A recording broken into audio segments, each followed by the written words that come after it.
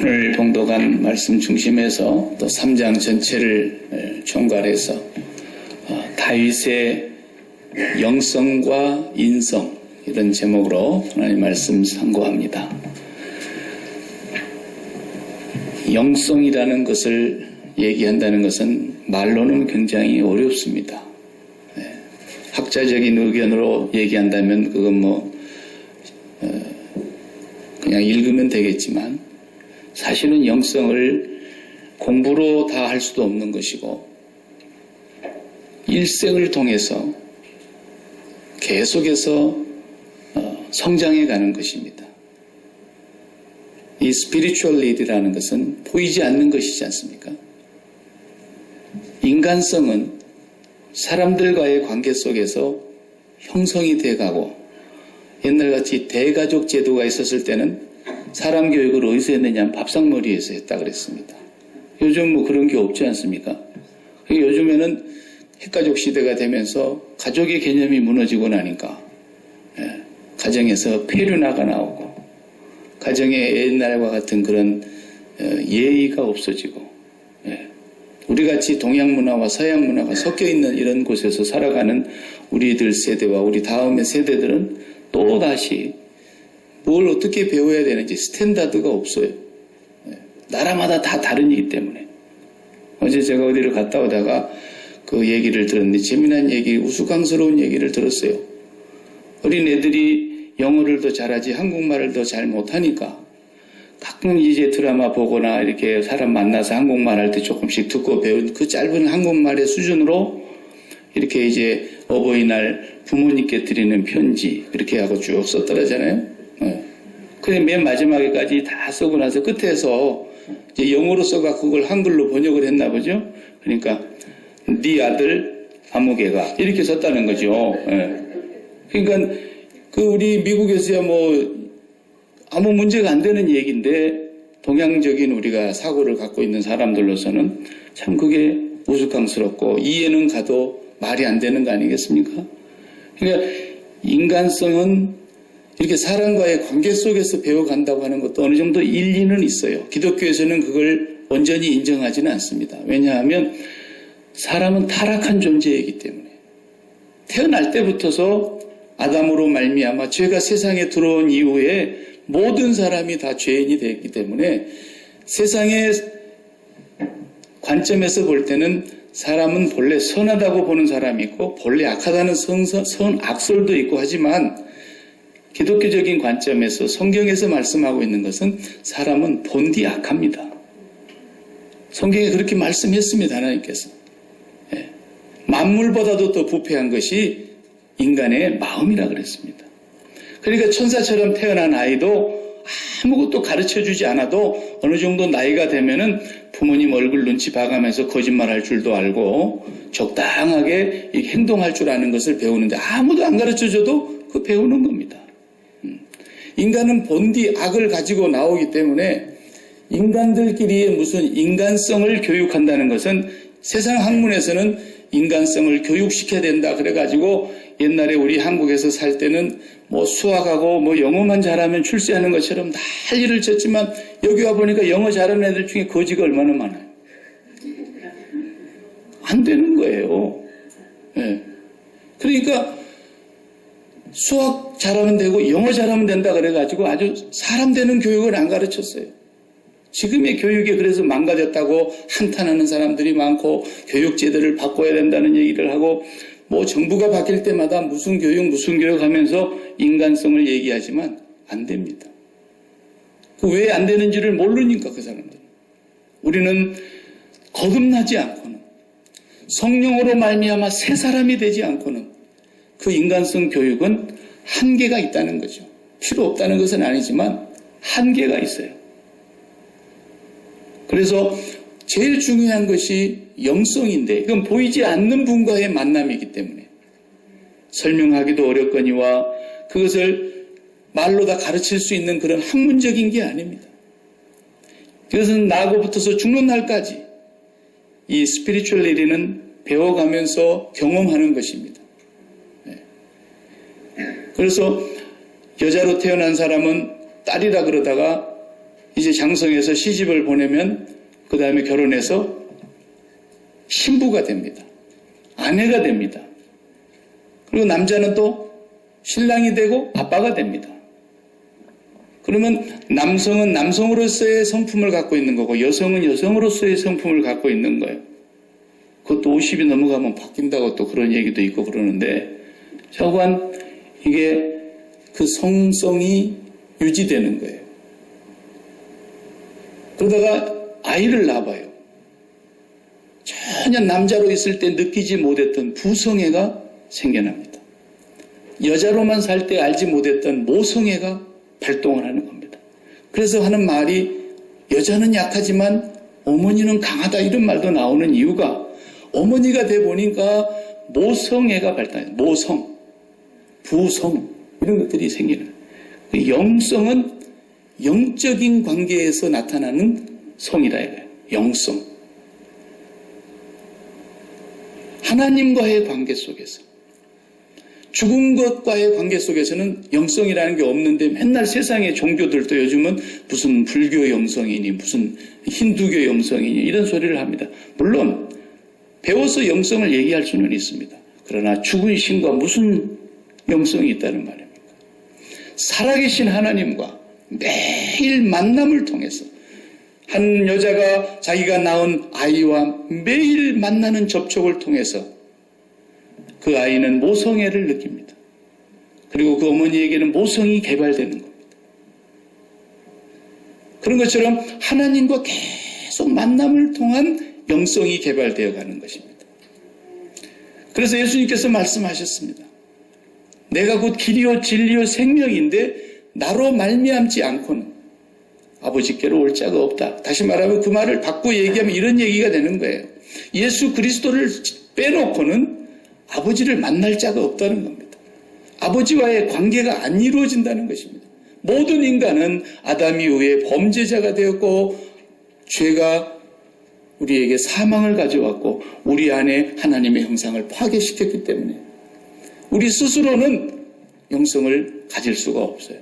하나님과 계속 만남을 통해야 되는데 그 하나님과 만나게 해주는 우리의 중보자가 바로 예수 그리스도라는 것입니다. 그래서 기독교의 영성을 십자가의 영성이다 이렇게 얘기하는 거예요. 그리스도의 십자가의 그 속죄의 은혜로 우리가 성령을 받아서 성령으로 말미암아 하나님과 교통할 때 영성이 성장하는 것입니다. 그러니까 그런 관점에서 나의 영성이 어느 정도 되는가? 하나님과 내가 매우 가깝게 느껴지고 밀착되어 있어서 아주 친밀감이 있게 느껴지는가? 그것이 그 사람의 영성의 온도계라는 거예요. 하나님 너무 멀리 계신 것 같고 나하고는 굉장히 좀 거리감이 있는 것 같이 느껴진다. 그러면 그만큼 그분의 영성은 아직 어린아이 수준에 있는 거죠. 다윗도 그 영성이 하나님과의 관계 속에서 성장을 했습니다. 목동 시절에도 얼마나 믿음이 좋았는지 몰라요. 그 아버지 양떼를 지키다가 곰이 와서 물고 가면 곰도 안 무서워하고 쫓아가서 곰의 입에서 그 양새끼를 뺏어왔다는 거예요. 그때 하나님을 의지하는 마음이 그 속에서 자라고 있었던 거죠. 그러다가 어느 날 전쟁에는 나가지 않았지만 형제들이 안부를 알아보려고 전쟁터에 갔다가 골리앗이라고 하는 상대가 소리 지르는 걸 보고서는 그의 평소에 그 마음속에 자리 잡고 있었던 그 영성이 살아난 거예요. 아니 저게 살아계신 하나님을 못 오게? 아무도 그런 영성을 갖고 있지 못했어요. 사울 왕도 군대가 있었고 왕이라는 직위가 있었지만 벌벌벌 떨었어요. 평생에 전쟁만 하면서 살았던 장수들도 다 움츠러들고 있는데 이 소년 다윗은 물맷돌과 물매를 가지고 나가면서 소리치는 거 우리가 하지 않습니까? 사무엘하를 우리가 사무엘상을 보면서 다 봤잖아요. 이게 영성이에요. 그리스도인의 위대함은 우리가 하나님처럼 되는 게 아니에요. 그것이 마귀의 속임수였던 거예요. 하와가 듣고 속은 것은 그거 먹으면 하나님처럼 된다. 그래서 모든 세상의 영성은, 모든 일반 종교의 영성은 자기가 위대해지려고 그러는 것이고 자기가 능력 있는 사람처럼 하나님처럼 되려고 그러는 거예요. 과학은 과학대로 죽음을 연장시켜서 죽음을 늦춰보려고 하는, 생명을 더 늘려보려고 하는, 어쩌든지 안 죽는 쪽으로 가보려고 과학도 애를 쓰고 있고, 세상의 모든 것이 다 자기가 하나님처럼 하려고 하는 욕망의 발동이에요. 기독교 영성만은 그게 아닙니다. 기독교 영성은 십자가의 영성이에요. 나는 죽는 영성이에요. 사도 바울이 가장 영성을 정확하게 표현한 문장이 갈라디아서 2장 20절에 내가 그리스도와 함께 십자가에 못 박혔나니 그런즉 이제는 내가 산 것이 아니요 내 안에 그리스도께서 사신 것이다. 세계적으로 인정을 받는 영성신학자인 헨리 나우엔이 그런 말을 했어요. 영성이란, 진정한 기독교 영성이란 하나님의 현존 속에서 내 안에 그리스도를 모시고 사는 것이다. 그렇게 표현했는데 그게 갈라디아서 2장 20절 말씀인 거예요. 진짜 영성은 내가 하나님처럼 위대해지는 것도 아니고 예수 그리스도를 흉내내기 위해서 그렇게 살아가는 것이 아니라 우리는 근본적으로 죄인이기 때문에 우리는 우리를 개선할 수 있는 능력이 없어요. 오직 성령이 오셔서 우리를 거듭나게 하시고 새로운 존재로 바꾸어 주시고 예수 그리스도의 그 십자가의 보혈의 공로를 의지해서 하나님과의 만남이 지속적으로 이루어지는 그 사람에게만 영성이 자라는 거예요. 네. 다윗은 그런 면에서 영성이 참 위대한 분이세요. 오늘 또 3장을 읽어오셨죠? 두 사람만 안 읽어왔네요. 그러니 또 제가 얘기를 할 수밖에 없어요. 그 본문을 간단히 요약하면 이제 다윗이 왕이 됐어요. 그런데 왕이 되기를 너무 초라한 거예요. 얼마나 초라한 왕입니까? 12명이 모여가지고 우리 왕 뽑자 그러고 투표를 했는데 다윗을 왕으로 세우자는 사람 표가 한 표 나왔어요. 곧 이제 내일 모레 고국에도 우리 선거한다 그러는데 12명이 투표 인원인데 다윗에게 한 표. 그리고 11표가 다윗을 반대했어요. 이야, 이게 무슨 왕입니까? 12지파 가운데 11지파가 지금 다윗을 반대하고 한 지파, 자기 지파, 유대 지파, 자기 가족들만 투표했다 이 말이에요. 12명 대표 가운데. 이럴 수가 있습니까? 사울 왕에게 10년 이상 쫓겨다녔습니다. 정말 죽지만 않았지 죽는 것과 다를 바 없는 삶을 살았지 않습니까? 그런데 다윗의 영성은 거기서 자란 거예요. 우리 하나님은 우리의 환경을 확 바꿔주시는 분이 아니에요. 그냥 새마을 운동하자 그래가지고 그냥 옛날 재래식 부엌 다 뜯어고치고 그냥 통시 같은 변소도 그냥 화장실 문화로 바꾸고 그런 게 아니라는 거예요. 하나님의 역사는 환경을 바꾸는 것이 아니고 그 사람의 형편을 바꿔주는 것이 아니라 어떤 형편 속에 있어도 기쁨을 잃지 않는, 평강이 깨지지 않는, 행복이 흐트러지지 않는 그런 영성을 갖게 만들어주시는 거예요.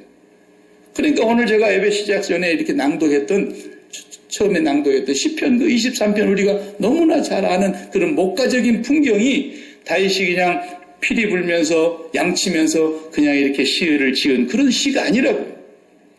10년이 넘도록 사울에게 쫓겨다니고 황무지로 동굴로 피난처가 없어서 망명까지 하면서 그래가지고 안 죽으려고 그냥 거지처럼 위장해가지고 침을 질질 흘리면서 다윗 아닌 채 하고 다니는 그런 수치를 당하면서까지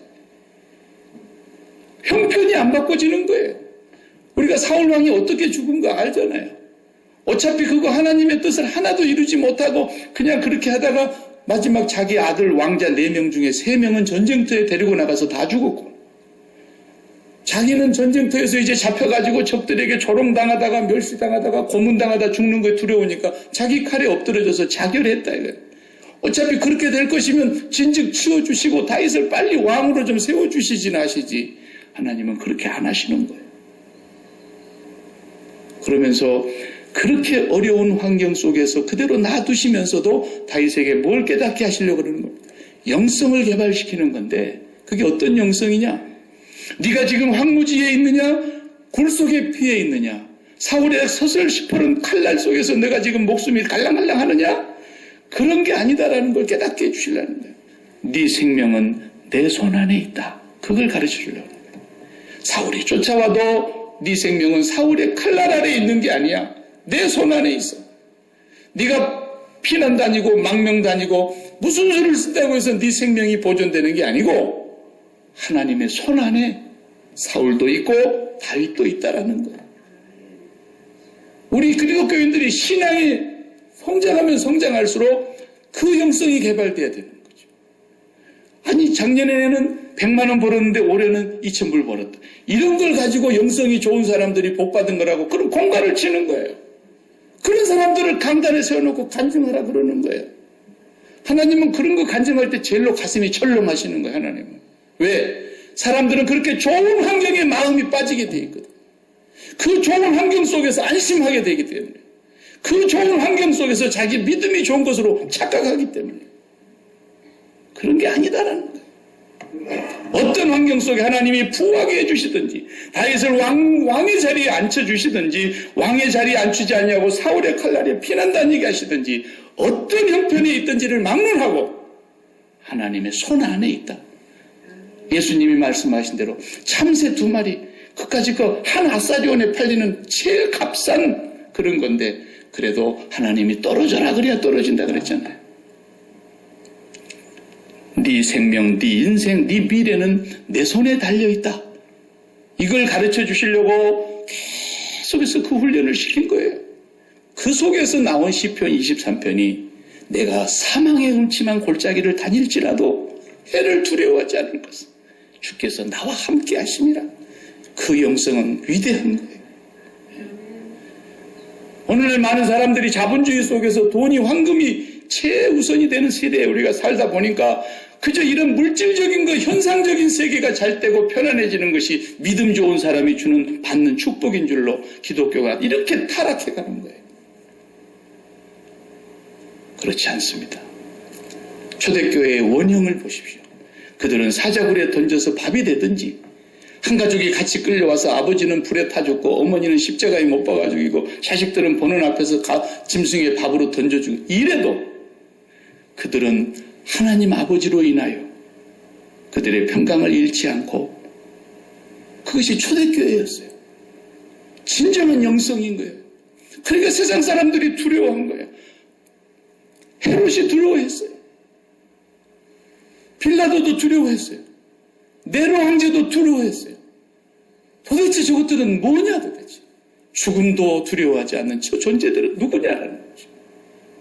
이것이 매일매일 십자가에서 나는 죽고 내 안에 그리스도가 사시면서 오늘 또 살아계신 하나님의 성령이 나를 이끌어 가시는 삶을 매일매일 훈련하는 기독교인의 영성이 다윗에게 있었던 거죠.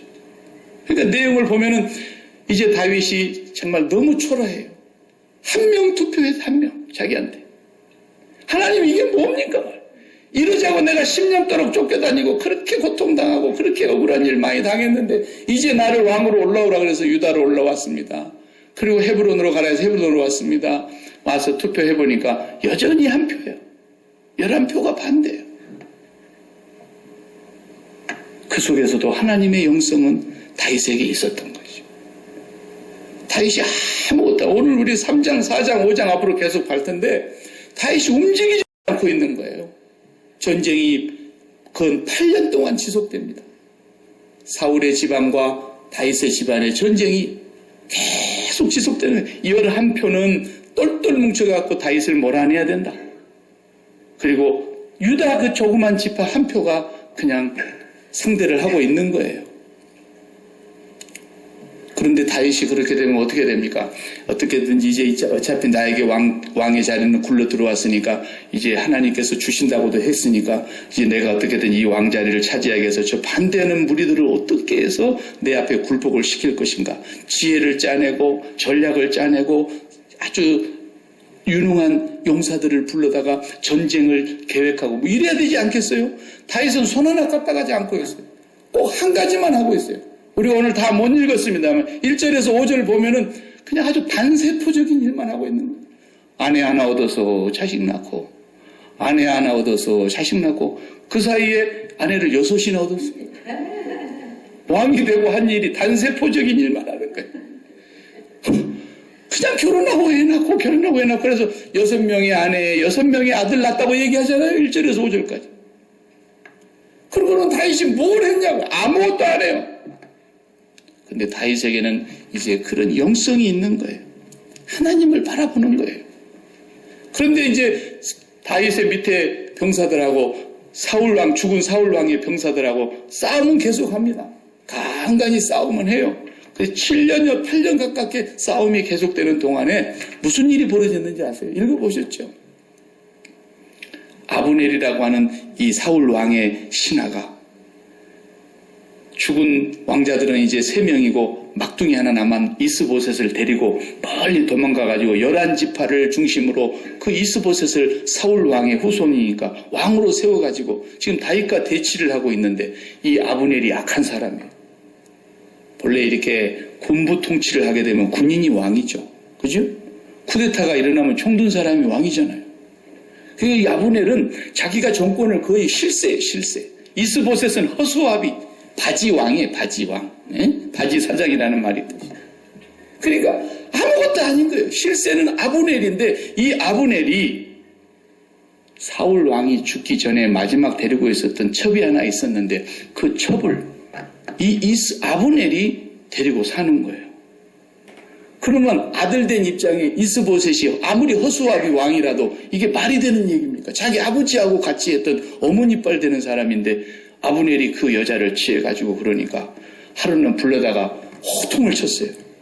그래도 바지 왕이라도 한번 목에 힘 한번 줘본 거예요. 그랬더니 그냥 아브넬이 고개를 딱 숙이고 무릎을 꿇을 줄 알았더니 대번에 눈을 찢겨들고 달려들잖아요. 내가 그러면 저 보잘것없는 유다 지파의 개 대가리냐 내가? 이러잖아요. 지금 성경에 그렇게 얘기했죠? 내가 개 대가리냐? 말을 험악하게 했어요. 내가 당신이 정말 왕 될 자격도 없는데 11지파의 마음을 지금 사로잡아서 당신을 왕으로 세워놨더니 당신 나한테 그렇게 할 수 있어? 이 얘기예요. 그러면서 그 다음 말이 말해요. 여호와께서 일찍이 말씀하시기를 이 왕권은 다윗에게 준다고 하였기 때문에 그 사실을 우리 이스라엘 11지파가 모르는 사람이 아무도 없는데 내가 하나님께 맹세하기를 11지파를 다 데리고 다윗에게로 가지 아니하면 하나님이 내 위에 벌을 내리기를 바라노라. 이렇게 소리를 치는 거예요. 그러니까 이스보셋이 그냥 심장이 멎는 것 같아가지고 찍소리를 못했다고 그랬어요. 근데 거기서 끝나지 않았어요. 아브넬이 진짜로 자기 병사 20명을 데리고 다윗을 찾아오잖아요. 그리고 무릎을 꿇어요. 왕께서도 아시다시피 일찍이 사무엘 선지자를 통해서 당신에게 왕위를 주셨고 우리 11지파도 그 사실을 다 알고 있습니다. 제가 다 데리고 왕께로 오겠습니다. 이래버리잖아요. 다윗이 그냥 아내 없고 애 낳고 그러고 있는 동안에 저쪽에서는 자중질환이 일어나서 그냥 저절로 들어오는 거예요. 저절로. 그런데 왕을 만나고 돌아갔다는 얘기를 그때 당시에 요압은 다윗의 장군이지만 없었어요. 그 자리에. 전쟁터에 나가 있었어요. 나중에 돌아오니까 병사 하나가 신하가 일러주는 거예요. 어젯밤에 아브넬이 왔다 갔는데 다윗 왕이 아주 잘 대접을 하고 병사 20명과 함께 왔는데 편안하게 돌아가게 했습니다. 그러니까 요압이 그 얘기를 들으니까 천불이 나는 거예요. 나는 목숨을 걸고 당신을 위해서 지금 싸우고 있는데 아니 원수의 자식이 왔는데 그런 못된 인간이 왔는데 그걸 단칼에 쳐 죽이지 않고 그걸 밥을 먹여서 돌려보냈다고 그러면서 다윗한테 와서 막 따지잖아요. 왕이시여. 그 아브넬이 어떤 놈인지 몰라서 그랬습니까? 지금 왕을 염탐하러 왔습니다. 왕을 지금 죽이려고 하고 왔는데 그것도 모르고 왕이 그걸 밥을 해서 먹여갖고 보냅니까? 막 이렇게 따져들잖아요. 그러니까 왕이 아무 말도 안 했어요. 나중에 마지막 절에 가서 그러잖아요. 내가 오늘날 힘이 약해서 저 요압을 어찌 할 수가 없구나. 다윗도 그 기고만장한 요압 장군을 어떻게 할 수가 없다 그랬어요. 그래서 요압은 왕한테 그렇게 화를 내고 나가가지고 그 뒤쫓아가서 아브넬 아직 도착 안 했을 테니까 왕이 다시 보잔다고 할 말이 있다고 가서 데려와라 그래.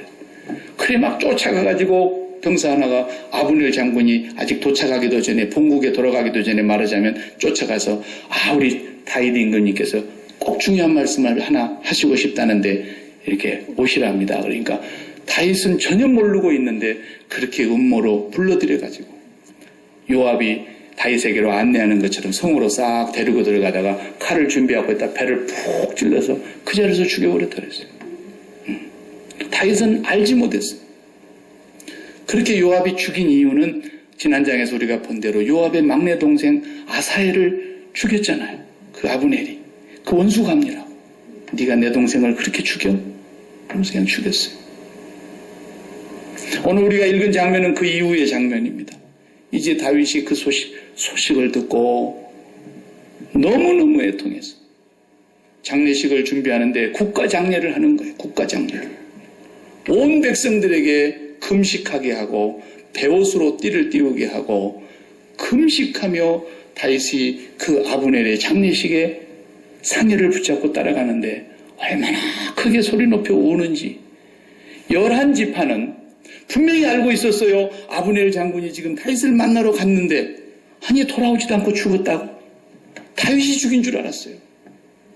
그래가지고 막 분을 내고 있는데 와서 보니까 그게 아니거든. 다윗이 장례를 집리하고 있고 다윗이 통곡하고 있고 온 백성들에게 이 장례가 끝나는 날까지 물 한 모금도 못 마시게 이렇게 금식령을 내리고 다윗이 상해를 붙잡고 하면서 통곡을 하는 거예요. 그때야 이 11지파도 이 다윗이 그런 게 아니구나. 필시에 이게 무슨 중간에 일이 잘못됐구나 하는 걸 알았어요. 그래서 다윗 왕을 의심하지 않고 다윗 왕을 다 기뻐하고 이제 다윗에게로 전부 돌아와서 무릎을 꿇고 당신이 우리의 왕입니다. 12지파가 하나가 다 다윗 앞으로 하루아침에 돌아와 버렸어요. 8년 동안 전쟁을 해도 안 되는 것이. 다윗이 뭐 큰일 했습니까? 다윗의 영성은 하나님과의 관계를 제일 중요하시하겠다는 거죠. 그냥 단세포 같은 일만 했다니까요. 결혼하고 애 낳고 결혼하고 애 낳고. 그 아브넬한테도 또 한 얘기 보세요. 아브넬이 무릎 꿇으려고 왔을 때 나하고 약조를 맺어서 돌아오려면은 먼저 사울 왕의 딸 미갈 있지? 그건 내 아내야. 걔부터 데려와. 그럼 내가 받아줄게. 7번째 아내를 또 데려오라는 거예요. 예. 다윗은 그것만 했어요. 그것만. 그 정도로 이 사람은 너무너무 어리석게 보이잖아요. 그런데 하나님은 다윗이 칼 한 번 쓰지 않고 그대로 다 와서 무릎 꿇게 하십니다. 예수 믿는 사람의 영성의 위대함이 거기에 있는 거예요. 우리가 막 큰 소리 쳐가지고 세상을 이길 수 있나요? 우리가 세상적인 가치를 가지고 세상과 싸워가지고 그들을 누를 수 있나요? 왜 그럴 수 없는데 복 받은 사람들이 와서 간증을 하냐고. 물질 복 받았다고 간증하고 맨 그 짓거리만 하냐 이거예요. 이건희 같은 사람들이나 빌 게이츠 같은 사람들 쭉 앉혀놓고 예수 믿었더니 이렇게 물질의 복을 주더라고. 간증해봐요. 그럼 그 사람들 속으로 뭐라 그러겠어요? 놀고 있네. 무슨 그런 것이 신앙이라고 그딴 소리를 하냐 이거예요. 네. 진정한 영성은 십자가에서 자기 자신을 죽이고 하나님과 가까워지는 거예요. 그러면은 하나님은 가만히 계시는 분이 아니에요.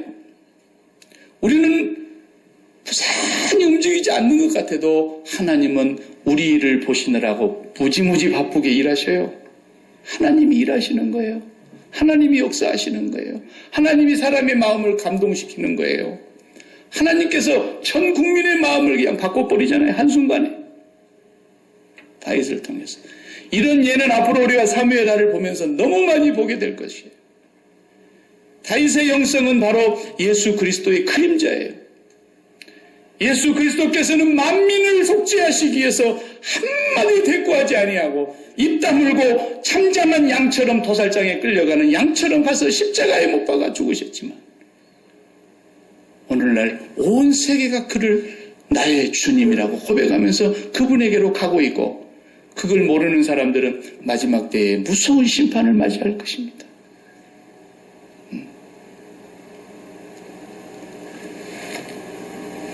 예수 믿고 연조가 몇 년 됐느냐, 몇 대가 예수 믿었느냐, 그것도 무시는 못해요. 제가 신앙생활 해보면서 무시는 못하지만 그것이 영성의 전부가 아니에요. 나의 당대에 나는 아브라함처럼 처음 믿었어도, 아브라함이 무슨 전도했다는 얘기 들었어요? 야곱이 전도했다는 얘기를 들었어요. 그분은 일생에 하나님과 함께하는 일에 하나님과 동행하는 일만 했어요.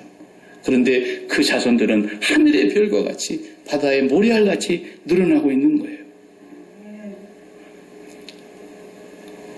우리 교회에서는 1년에 한 번씩 골프를 치니까 저도 장로님하고 이제 1년에 한 번 이상은 골프를 칩니다. 한 번 이상. 많이 치면 2번 치고. 골프도요.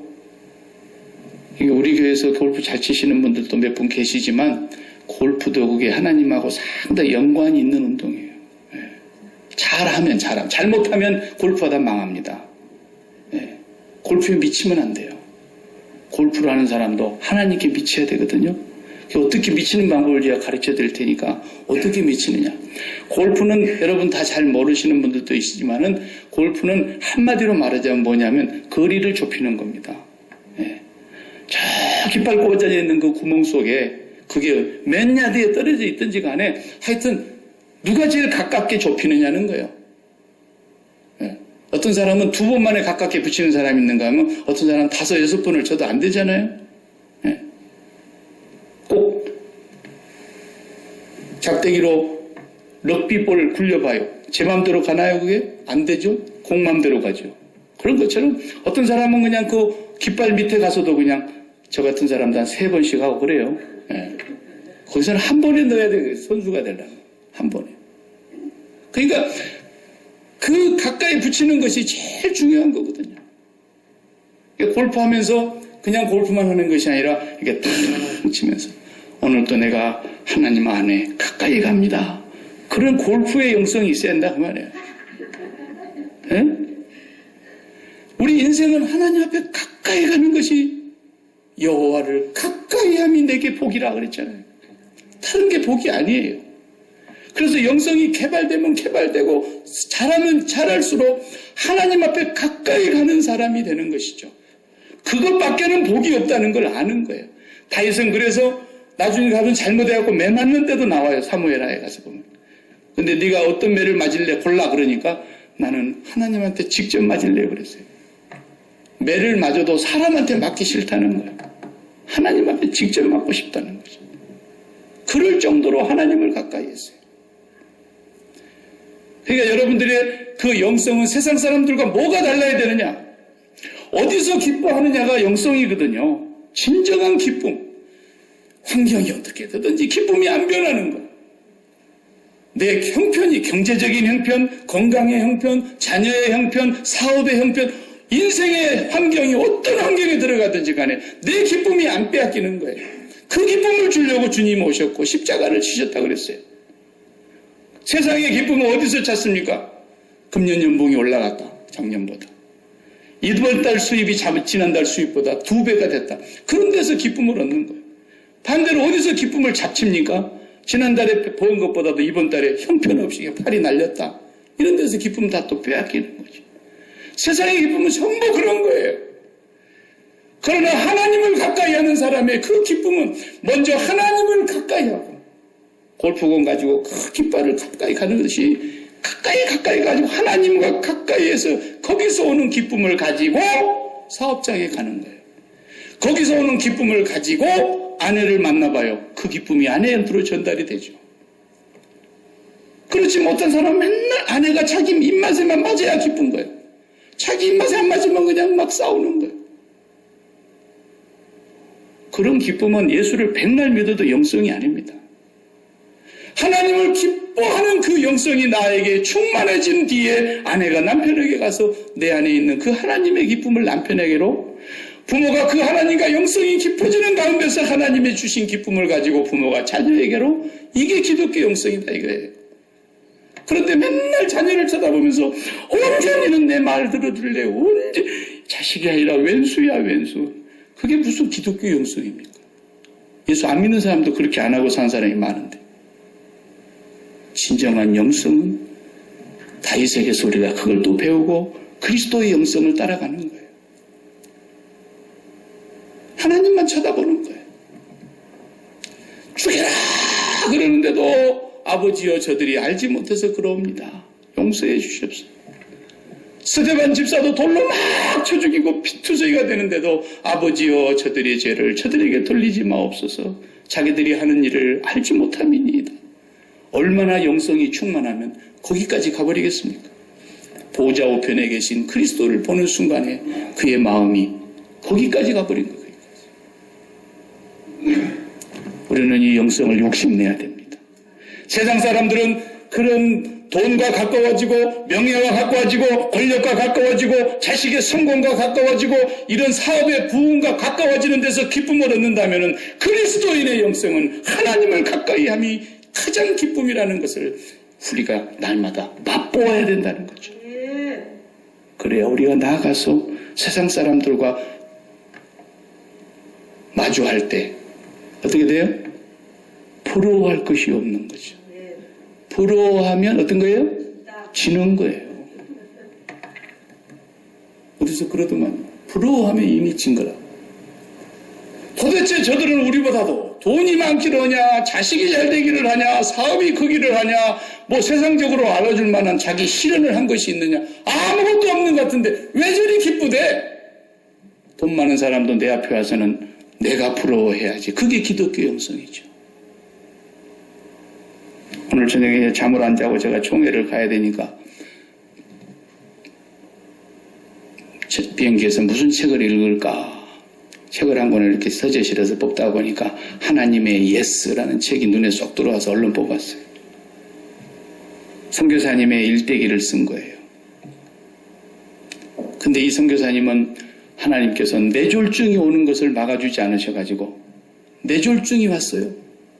그런데도 이 뇌졸중을 받은 이 선교사님이 마지막 운명하는 순간까지 선교를 하다가 선교지에서 돌아가시는데 너무너무 멋진 영성을 갖고 계신 거예요. 어떻게 하면 뇌졸중을 가지고 있는 사람이 하나님의 선교의 일꾼이 되어서 단 한 번도 사람들에게 그것으로 인해서 불편한 점은 있지만 자기가 불행하지 않고 이렇게 행복하고 기쁘다고 하는 것을 세상 사람들에게 타임지에서 뽑은 그 해의 인물 첫 번째였어요. 네. 그런 멋있는 영성을 가진 분들이 얼마나 많은지 몰라요. 우리는 감히 따라갈 수 없는 영성 같아요. 입장을 바꿔놓고 생각해 보세요. 무슨 세상에 영화를 달라는 겁니까? 자식의 출세를 달라는 것도 아니고 주님의 복음을 전하겠다는 이 사람에게 뇌졸중이라니요. 그런데도 일생의 기쁨과 평강과 그 행복이 흐트러지지 않고 살았던 사람. 얼마나 위대한 영성입니까? 우리가 다윗의 일생을 보면서 우리도 그런 영성을 욕심내는 사람들이 되고 우리는 하나님을 가까이 하고 하나님과 거리 좁히기 더 가까워지기를 바라는 그런 영성이 저와 여러분의 영성이 되기를 간절히 바랍니다. 기도하십시오. 하나님 감사합니다. 오늘 또 우리는 다윗의 일면을 보았습니다. 그도 우리와 같은 성정을 가진 인간이지만 얼마나 하나님을 가까이 하는 것이 기뻤기에 시냇가에 심겨진 나무처럼 살았고 하나님의 뜻이 이루어질 것을 분명히 믿으며 기다리고 기다리던 때에 시절을 쫓아 과일을 맺게 되었다고 고백했습니다. 우리도 오늘 주님을 바라보며 그 주님의 십자가의 영성을 좀 더 배우게 하여 주시고 깨닫게 하여 주시고 성령으로 말미암아 하나님을 가까이 하는 우리 모든 성도들 되게 하여 주시옵소서. 세상이 주는 행복, 세상이 주는 기쁨이 아니라 하나님께로부터 오는 진정한 영성인 기쁨을 누리게 하여 주시옵소서. 예수님의 이름으로 기도하옵나이다. 아멘.